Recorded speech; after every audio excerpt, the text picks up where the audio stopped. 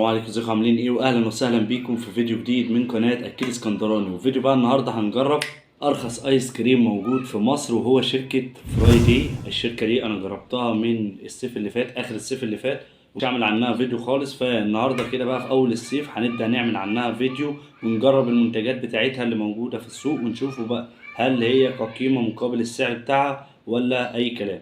يلا بينا نبدا باول حاجه معانا. خلينا بقى هنبدأ بأول حاجة معانا، وهي فريش ميلك بطعم الخوخ، ودي سعرها عامل 3 جنيه، مكتوب هنا سعرها اهو. نبدأ كده بأقل حاجة لأغلى حاجة، وعلى فكرة أغلى حاجة عندهم ب8 جنيه، يعني ما تسمعش يعني أحسن حاجة عندهم وأغلى حاجة عندهم ب8 جنيه.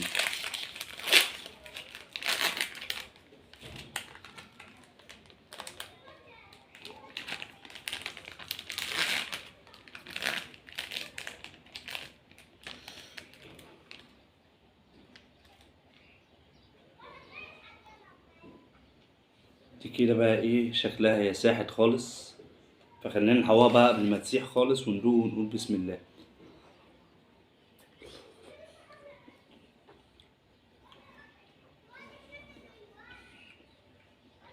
مم. طعم الخوخ ظاهر فيها، والحليب اللي على الجنب التاني ده برضو طعمه ظاهر فيها. سعرها كويس مقبول ب3 جنيه. مم.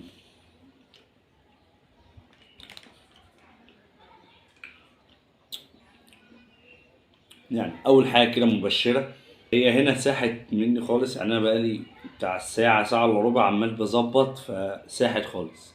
لكن كطعم كويس، الخوخ ظاهر، وطعم الحليب كمان اللي موجود في الآيس كريم طعمه حلو. فخلينا هنديها تقييم، فهنديها تقييم 8.5 من 10. ونخش على تاني حاجة معانا. خلينا بقى هنخش على تاني حاجة، وهي دبل شوكولات. دبل شوكولات ايس كريم، وسعره عامل 5 جنيه. التغليف بتاعهم كويس، يعني مش اي كلام، يعني مش عشان حاجة رخيصة بقى فتغليف اي كلام، لا، يعني التغليف بتاعهم كويس. كده بقى بصوا شكلها عامل ازاي. طبقة شوكولاتة كده من فوق، وتحت الكريمة، ونص كريمة ونص شوكولاتة. خلينا ندوق كده ونقول بسم الله.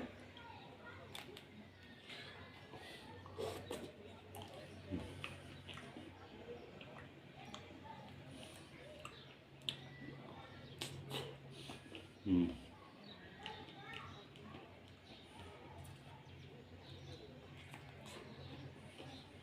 طعمها حلو، السوداني كمان اللي على الوش هنا محطوط مدي طعم جامد. يعني تاني حاجة برضو طعمها كويس. الميزة هنا بقى ان السكر هنا مش تقيل، يعني السكر كله في الشوكولاتة اللي على الوش. ايس كريم الفانيليا اللي جوه والشوكولاتة اللي هو النص والنص ده، السكر فيه مش كتير، هو السكر كله موجود في الطبقة بتاعت الشوكولاتة اللي فوق. فخلينا هنديها تقييم، فهنديها تقييم 8.5 برضو من 10. نيجي بقى لتالت حاجة معانا، وهو كوكيز ويتش، وده سعره برضو عامل 5 جنيه.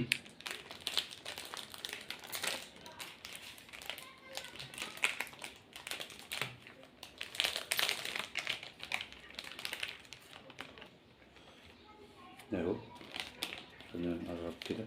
ده كده شكله طبقتين كده بسكوت، وفي النص الايس كريم. خلينا كده بقى ايه ندوق ونحاول قبل ما يسيح ونقول بسم الله.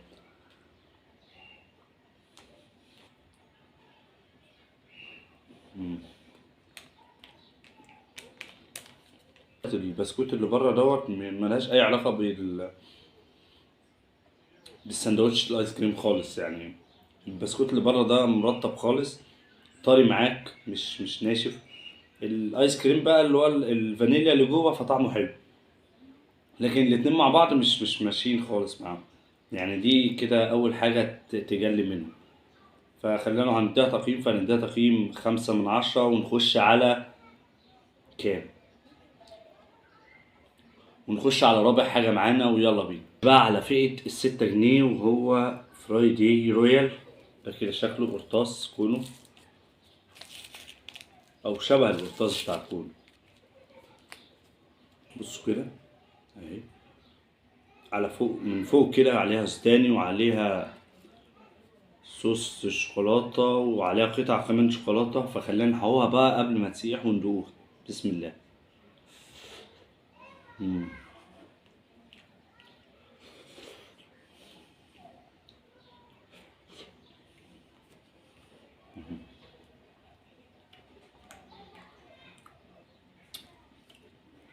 طعمها حلو برضو.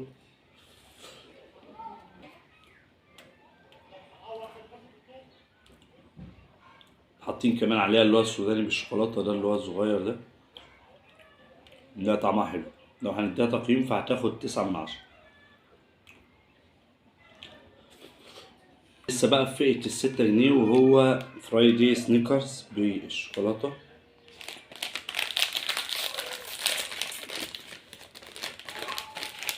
من أكتر الحاجات بقى اللي ما ينفعش تتعمل، ولا الآيس كريم ولا السمك ينفعوا يتعمل لهم ريفيو خالص. يعني أنا كل ده أنا عمال بطلع من الفريزر وأرجع تاني أطلع، ومع ذلك برضو لسه. بس ده إيه، بصوا دي كده عامل إزاي. دي كده بقى شكلها، دي عاملة 6 جنيه. خلينا كده ندوق ونقول بسم الله.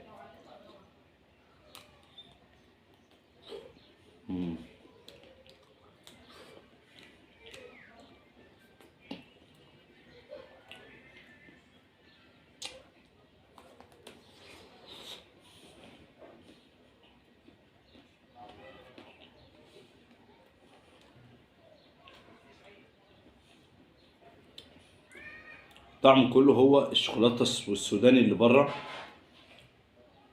هما دول اللي مدين طعم قوي في الايس كريم، لكن اللي جوه دول ما لهمش طعم. يعني الكريمه والشوكولاته مش حاسس بطعمهم، وانا حاسس بطعم الشوكولاته اللي بره بالسوداني. لكن ك6 جنيه يعني جميل جدا، يعني حاجه حلوه خالص ان انت تجيب الايس كريم دوت ب6 جنيه. لا يستاهل السعر بتاعه، وكقيمه مقابل السعر كويس. لكن يعني هو بمجرد ما خلص الوش اللي بره ده، انت مش هتحس بالطعم اللي جوه خالص.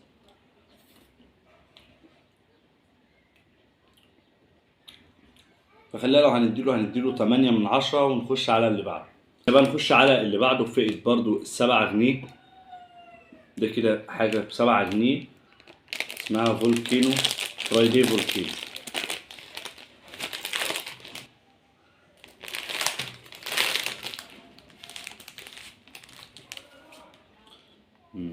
دي كده بقى ايه الشكل بتاعها اهي. خلينا كده ندوق ونقول بسم الله.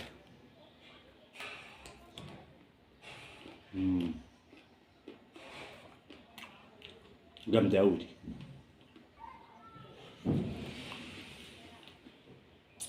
الطبقة اللي على الوش دي عاملينها أسمك شوية من السنيكرز اللي فاتت، وطعم الشوكولاتة أقوى. لا يعتبر دي أقوى حاجة عجبتني لغاية دلوقتي فيهم، يعني دي تاخد لها 10/10 مرتاح. وبكام بقى؟ ب7 جنيه. نخش بقى على فئة ال8 جنيه وأغلى حاجة عندهم، وهو ال5G من فرايدي. في منه هو 3 أطعمة، بس أنا لقيت 2 بس. طعم الشوكولاتة وبالفانيليا وعليها قطع فراولة. خلينا ندوق الفانيليا الأول. بصوا بقى شكلها عامل ازاي، مطعمينها بقى بإيه، بالفراولة. خلينا كده ندوق نقول بسم الله. يلا بسم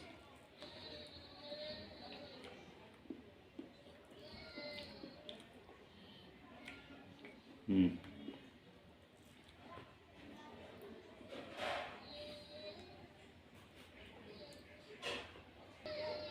طعمه جامد. الايس كريم هنا حرفيا بيدور في بقك،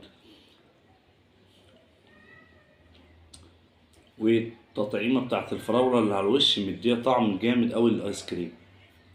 لا طعمه جامد يعني. الفانيليا فيه والفراولة مختلفة كمان عن الحشو بتاع الفانيليا اللي موجود في باقي الايس كريم اللي احنا دوقناه. هنا نوع الفانيليا مختلف تماما عن اللي موجود. خلينا ندوق بقى الشوكولاتة. مم. ده الشوكولاتة اهو، ومتجرمش عليه كمان بشوكولاتة، قطع كده شوكولاتة اهي. بص عاملة ازاي. فخلينا ندوق ونقول بسم الله.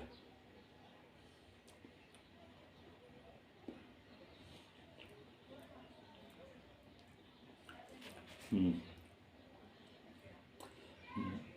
طعم الشوكولاتة اللي على الوش طعمها حلو، لكن الكاكاو اللي تحت ملهاش طعم. يعني هي الشوكولاتة اللي على الوش دي هي اللي مغطية على الطعم كله.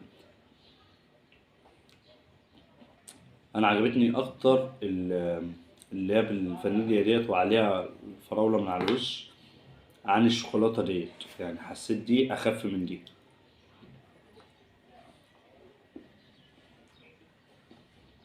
ودي مش وحشة، بس دي اقوى منها، احسن منها. وبس كده. يا ريت الحلقة تكون عجبتكم. متنساش تعمل لايك للفيديو وتشترك في القناة لو انت لسه ما اشتركتش. وقولوا لي بقى اجرب ايه في الفيديوهات اللي جاية. يعني شوفوا انتوا حابين تتفرجوا على ايه في الفيديوهات الجاية ونجرب ايه في الفيديوهات اللي جاية. اكتبوا لي بقى رأيكم تحت في التعليقات لو انتوا جربتوا ايس كريم من فرايداي وكان عامل ازاي وايه النوع اللي انتوا جربتوه. ومن هنا الفيديو جديد. السلام عليكم.